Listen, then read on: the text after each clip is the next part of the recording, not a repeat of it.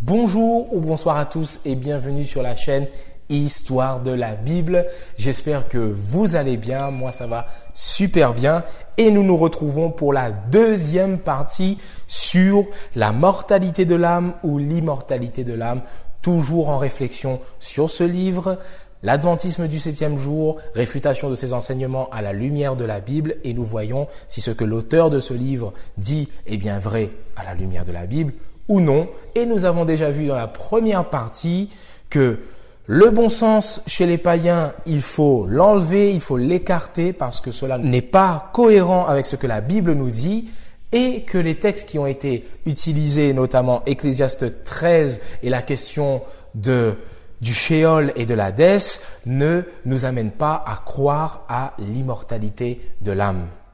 Maintenant, nous allons venir sur cette deuxième et dernière partie sur cette question et voir les textes qui nous restent à étudier.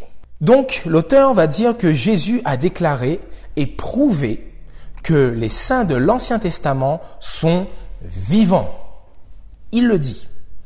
Il nous dit qu'un jour, aux Sadducéens qui ne croyaient ni à la résurrection ni à l'existence des esprits, il répéta cette déclaration divine.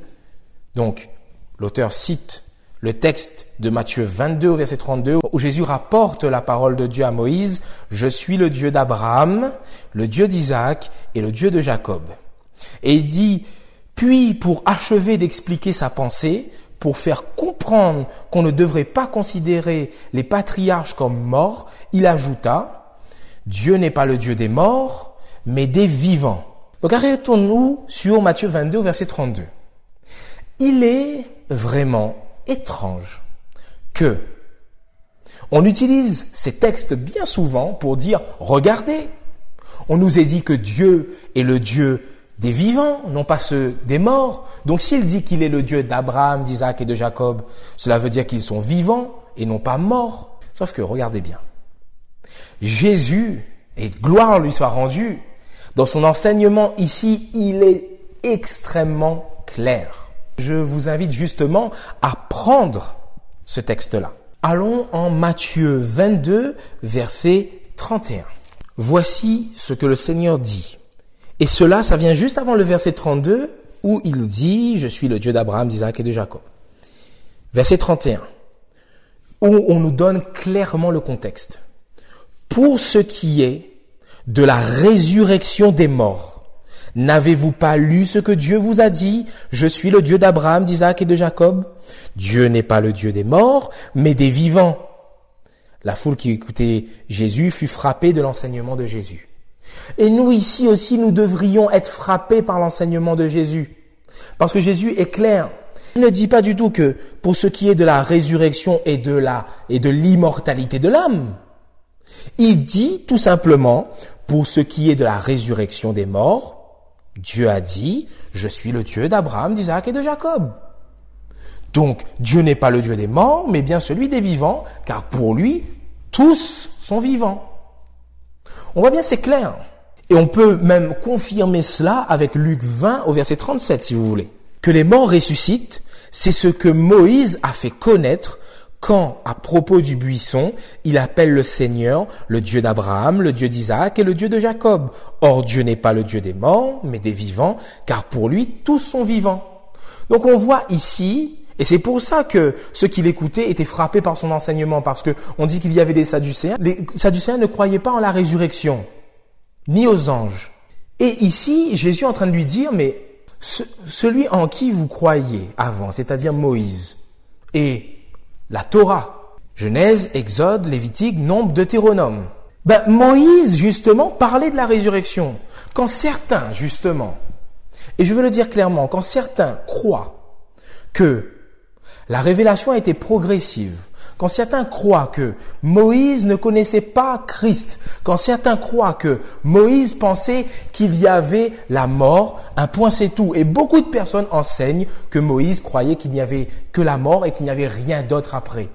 Jésus est en train de leur dire que c'est de la résurrection que Moïse a parlé de ses propos et a fait connaître que Dieu est le Dieu d'Abraham, d'Isaac et de Jacob.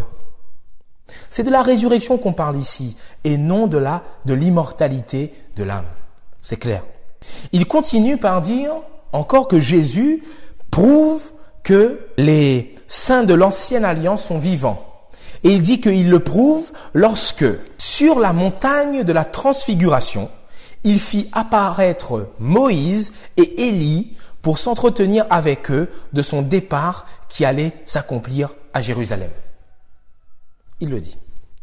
Effectivement, sur cette montagne, il y a eu apparition de Élie et de Moïse. Sauf que, si nous connaissons bien premièrement l'histoire d'Élie, qu'est-ce qui s'est passé? Élie n'est pas passé par la mort. Élie a été transporté vers le ciel par un char de feu.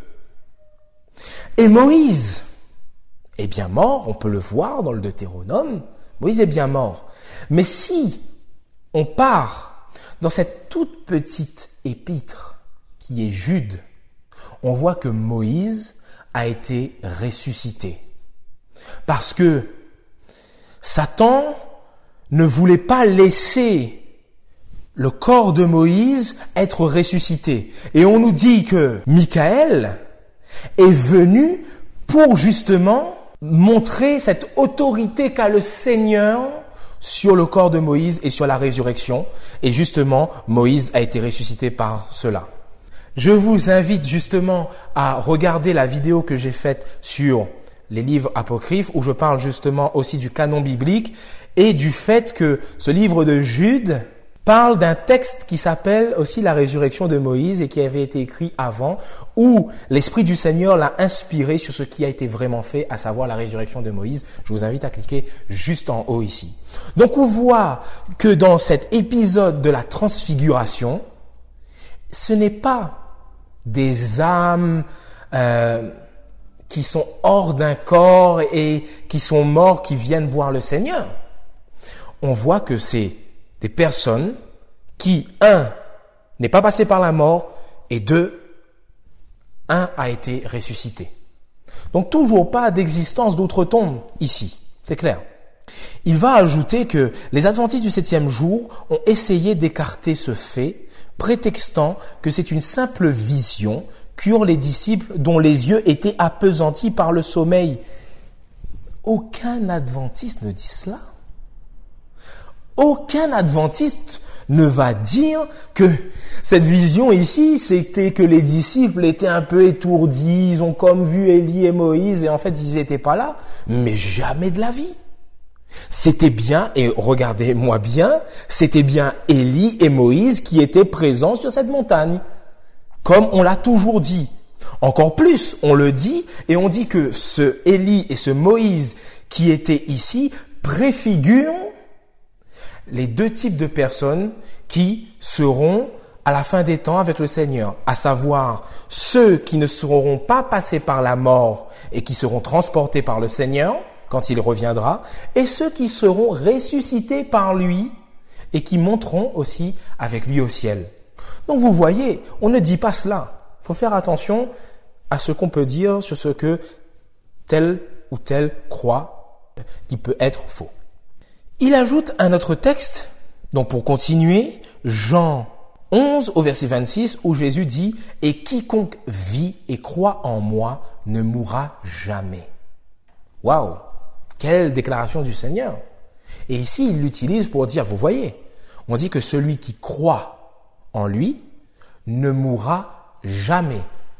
Sauf que premièrement, la croyance traditionnaliste, c'est que tous ceux qui meurent, ils meurent pas vraiment. Non pas que ceux qui croient en Jésus. Or, le texte ici, premièrement, il laisserait à comprendre que ce ne sont que ceux qui croient en Jésus qui ne mourront jamais. Donc, comment on pourrait, même avec ce texte, croire que même les méchants, finalement, ils continuent d'exister aussi? Ce texte évince tout de suite cette possibilité. Et comme le texte d'avant, ce texte parle de cette résurrection. Tout comme Dieu n'est pas le Dieu des morts, mais celui des vivants, car pour lui, tous sont vivants parce qu'il sait qu'ils seront ressuscités. Ici, c'est la même chose.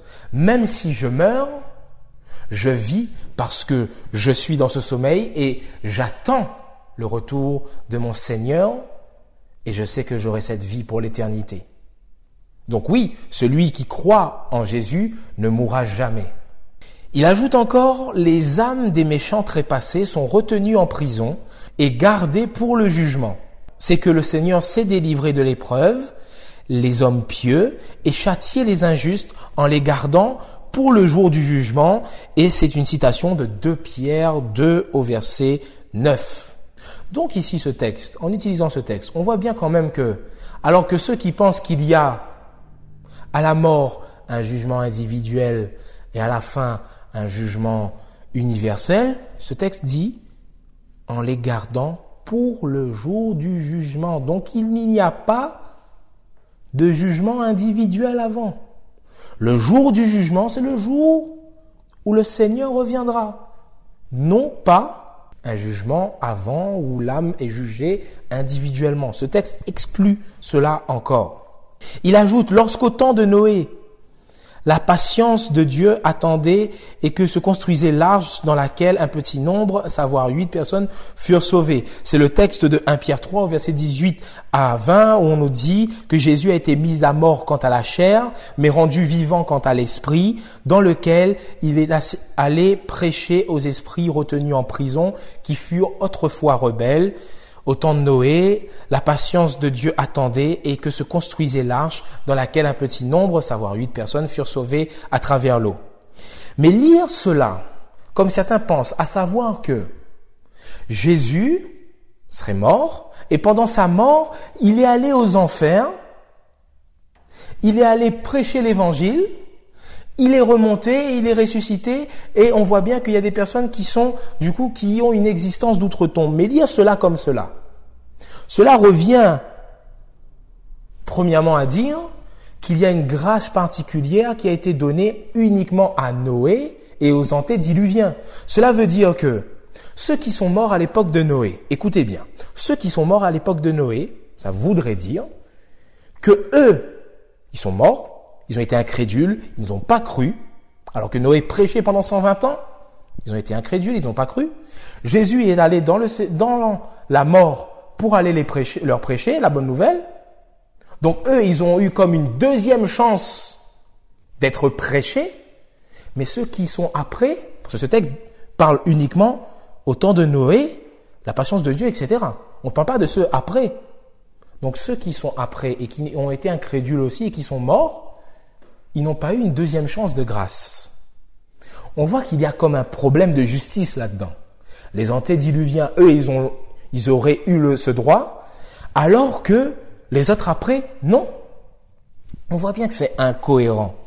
Ici, le texte est en train de nous dire, Jésus, qui est mort, qui a été relevé par l'Esprit de Dieu, c'est ce que confessent les apôtres, c'est par ce même Esprit qu'il a prêché par Noé au temps de Noé. C'est ce que le texte nous dit. Il a prêché par l'Esprit. Et c'est pour ça que l'Esprit est appelé aussi par exemple l'apôtre Paul, l'Esprit de Christ, l'Esprit de Jésus-Christ. Et c'est par ce même Esprit qu'il a été ressuscité et ce même Esprit qui a prêché aussi au temps de Noé, par Noé, parce que Noé a prêché pendant 120 ans. Maintenant, il vient sur la question du sommeil.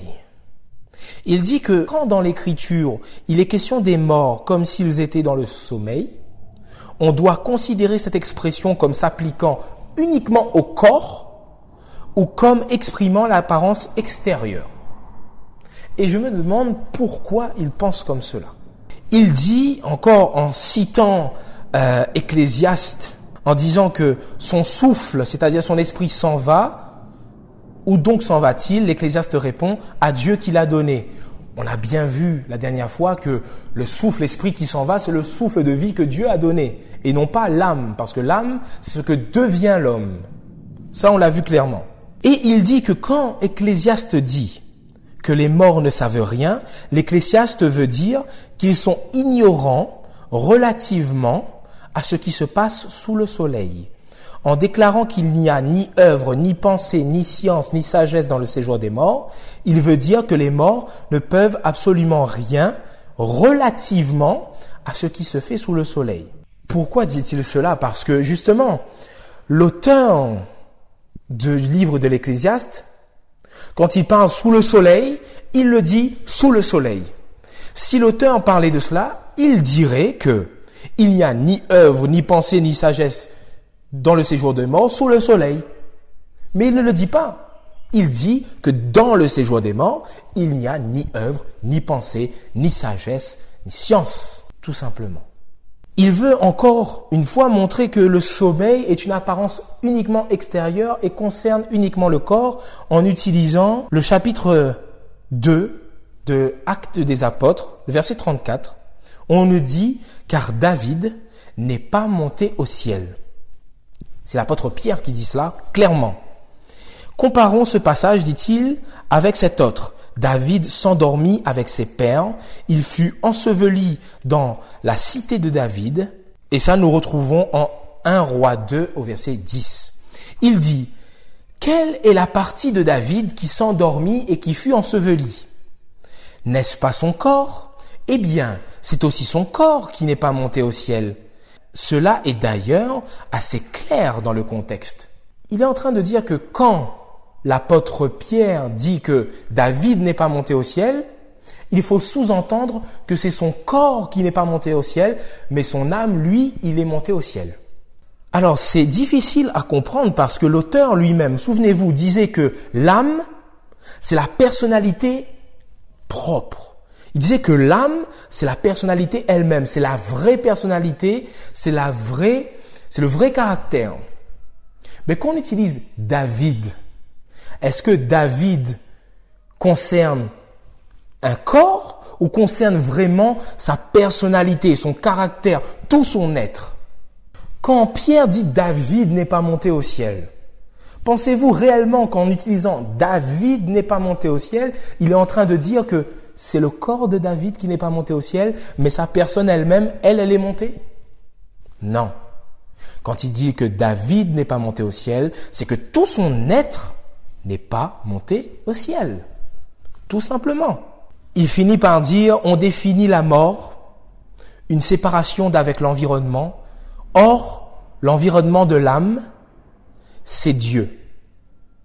Cette mort consiste uniquement dans la séparation de l'âme d'avec Dieu.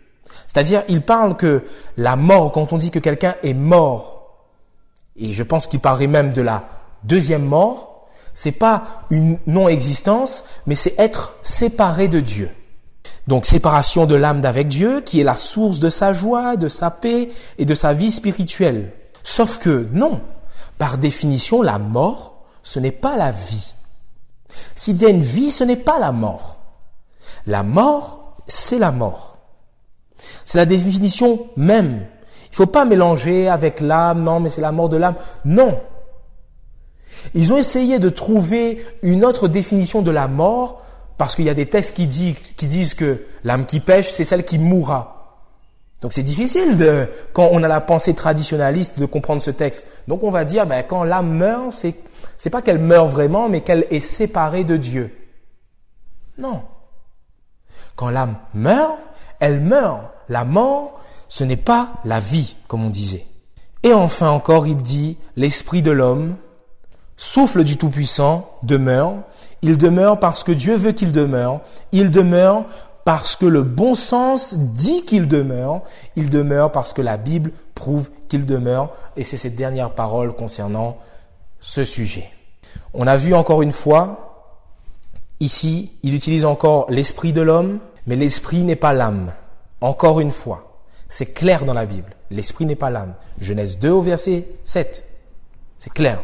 L'homme vit, l'homme est en vie, et je suis d'accord avec ce qu'il dit juste ici, l'homme demeure parce que Dieu veut qu'il demeure. Mais justement, Dieu ne veut pas que le méchant vive éternellement. Dieu ne veut pas que le méchant demeure. Il veut que le méchant soit anéanti. Il veut que le mal soit détruit. Alors pourquoi dirait-on que le méchant demeure quand même. Non. Celui qui demeure, c'est celui qui met sa confiance en Dieu. C'est celui qui met sa foi en Jésus. Et encore une fois, le bon sens dit qu'il demeure. Non, le bon sens ne suffit pas. Il ne faut pas, encore une fois, aller voir dans le bon sens et surtout pas chez les païens. Sinon, Dieu aurait choisi comme peuple élu les païens. Or non. Dieu a choisi un peuple pour que ce peuple soit la lumière des nations et il allait appeler les païens à suivre justement les enseignements des apôtres, à suivre ce qu'il avait donné dans l'Ancien Testament avec Moïse et les prophètes. Justement, il y a une grande parabole qui dit « Ils ont Moïse et les prophètes ». Même lors du concile de Jérusalem, où on parlait en acte 15 de la question de la circoncision, etc., etc., à un moment, les apôtres vont dire « De toute façon, on lit Moïse tous les jours du sabbat ». Donc, les païens vont comprendre à un moment. Ils vont apprendre de ce Moïse qui parle de cet enseignement que Dieu a donné. Et en plus, tous les jours de sabbat. On voit encore une fois que la Bible est claire. Il n'y a pas d'immortalité de l'âme. L'âme n'est pas immortelle, mais nous pouvons devenir immortels parce que Dieu veut nous donner cette vie et cette vie en abondance. Mais cette vie en abondance, il ne le donne pas à tous. Il ne donne pas à celui qui renie son saint nom, à celui qui ne veut pas de lui. Il donne à celui qui l'aime sincèrement. Voilà ce que la Bible enseigne. En tout cas, j'espère que ça a été clair sur les versets, sur ce sujet que nous avons abordé. N'hésitez pas à me le dire dans les commentaires, à rajouter justement des versets peut-être que vous avez pour continuer aussi cette discussion cordialement dans les commentaires. N'hésitez pas à mettre les pouces bleus aussi et soyez au rendez-vous pour le prochain sujet de la semaine prochaine que je ne vous dirai pas. Soyez tout simplement au rendez-vous. Sur ce, soyez bénis et surtout, faites du bien autour de vous.